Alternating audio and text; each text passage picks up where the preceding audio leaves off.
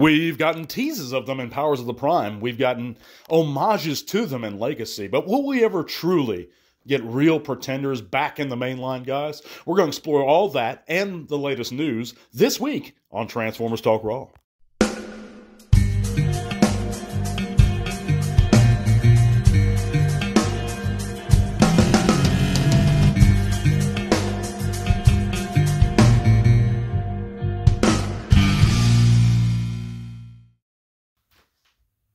Hey there, botheads. Matt here, back from Low TTRP. Thank you for joining me on this late week edition of Transformers Talk Raw. As always, guys, you can click those various links in the description below. It's going to take you all kinds of cool stuff, including our Facebook group, where you can come over, chat bots with us, share your own channels or pages, let us know.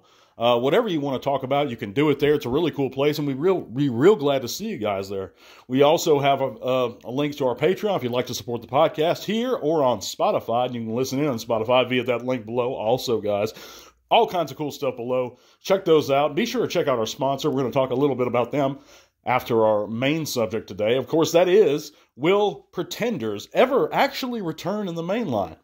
And I've gone on record with my disdain for the new Pretender homages in Legacy, that being Bombburst, Iguanus, and Skullgrin. Those three specifically. Metal Hawk I didn't have a problem with, because he has that, his figure is essentially his inner bot mode.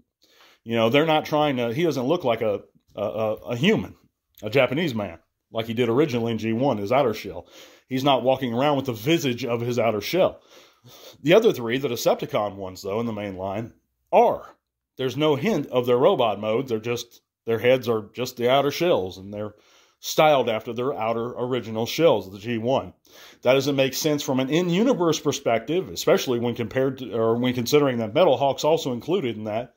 But more so, it doesn't make sense, period. I mean, in any universe, any continuity you look at it. Why would they be doing this? And it especially peeves me off, guys, personally, with Iguanus. That's why I pick on that figure quite a bit. Because with Iguanus, a main trait of his character is that he's in love with his outer shell. So he would have to have an outer shell to be in love with it. I mean, that's one of his characters. So stripping him of that, you're stripping the character, or something above the character. You're raping, essentially, the character. Hasbro, of course, doesn't care about the story anymore in and of itself, or they put that very, very, very bottom of the totem pole. But I do, and I know as fans we do. That's why we look for stories. That's why we're looking forward to Skybound's comics. That's why we're looking forward to the new episodes of some of us of Earthspark. That's why we're looking forward to the new movies, you know, because we care about the stories. We care about the characters. I know a lot of fans love the new figures, the Legacy figures, but or the representations of the Pretenders. I do not. Of course, they're not claiming to be Pretenders, but they're claiming to be those characters, and those characters are Pretenders. But I digress, guys. Will we ever? Is it possible for us to see new actual Pretenders in the main line? And I personally, I don't think so. I think there's a higher probability, for example, that we receive a Gun Megatron over them. You know, there's workarounds for Gun Megatron. There's no workarounds for a Pretender besides actually doing it or doing something like it. And we know that there's options for them, guys. You know, Kenner back in the 90s, early 90s, did Swamp Thing figures. And they had a gimmick to where they'd put a big rubber piece over the action figure, and it would essentially turn a normal-looking, or kind of a normal-looking guy into a monstrous guy. Excuse me.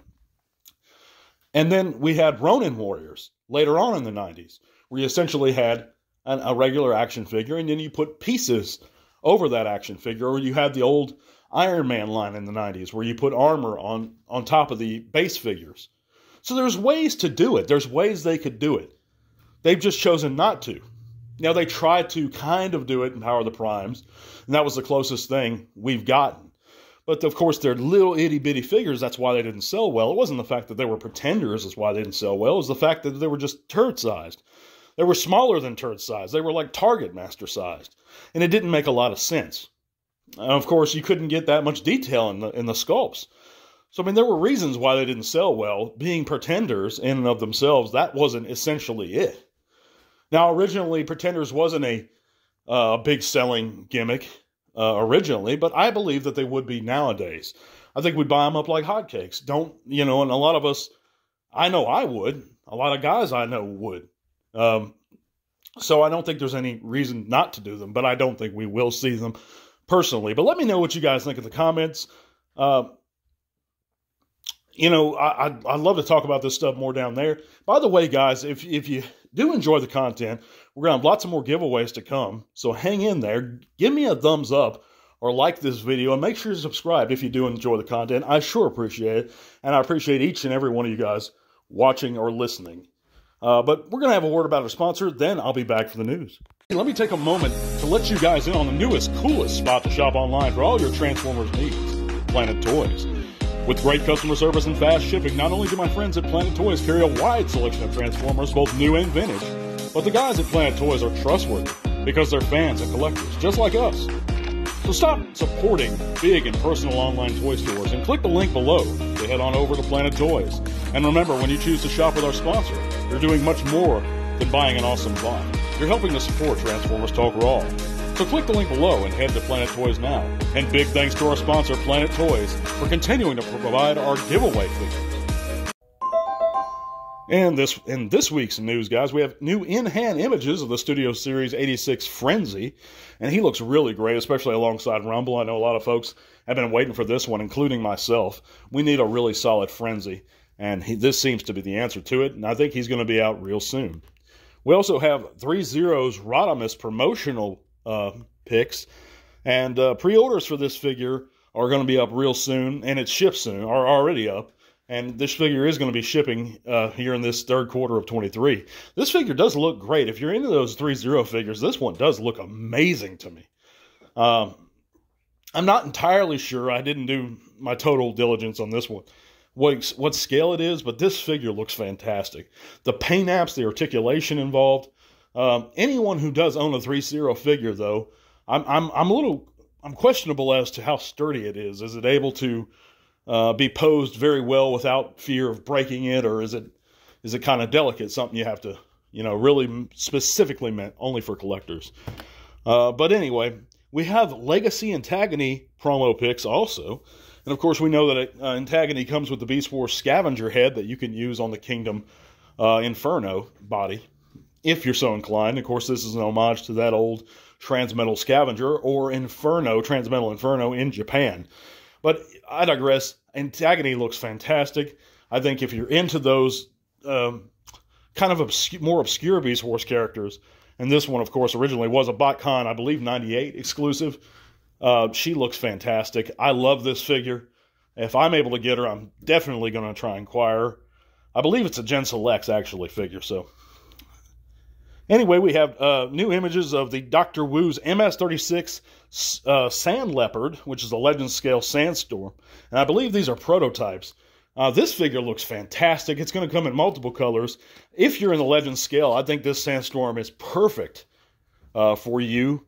All of its modes look fantastic. And, of course, Sandstorm has a soft spot in my heart because the first Transformers we ever got as a kid, my older brother got Sandstorm, I got Blur.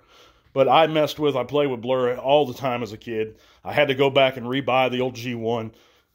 I love the figure. It's just fantastically nostalgic for me. This Dr. Wu figure actually homages that way better than the old Generation Sandstorm did. But I'm looking forward to Legacy and seeing what the new Sandstorm the Leaders Class Sandstorm is going to have in store for us. Very excited for that one. But also we have 5 previews or variant covers from Skybound Comics Transformers #1. They're available to look at online. I have a couple of the picks right here, guys. The art looks fantastic. I've said it before. I'm looking forward to Skybound's version of the Transformers and to seeing where the writing goes. But yeah, that's going to be out real soon. We also have some news from Sonic Drive-In. They have a new Wacky Pack Earthspark toys that have been revealed. Of course, these include Megatron, Prime, Bumblebee, and Elita 1. And the head's removed to reveal a spoon that the kiddos can use to eat whatever. I don't know what you use to eat a spoon at Sonic. I guess they offer something, maybe ice cream or their version of a Blizzard or whatever. But yeah, those look pretty cool for what they are. We also have the Masterpiece movie Dark of the Moon Ratchet repaint that we have a leaked photo of it. And he looks really good if you're into that Dark of the Moon Ratchet or into those live-action movie figures. This is a really good-looking masterpiece. Hopefully this leak is a real one and an accurate one. But yeah, guys, that's going to wrap it up for this week of Transformers Talk Raw. I'd like to thank you guys for listening. We're going to be back next week real soon. Check out those links below, guys. And if you've seen the video here or on Spotify, leave us a like if you like the content. Be sure to subscribe. We're going to have another giveaway real soon. Love you guys. We're going to be back later. Tell all or one. This podcast is made possible thanks to the support of great people like you. Thank you.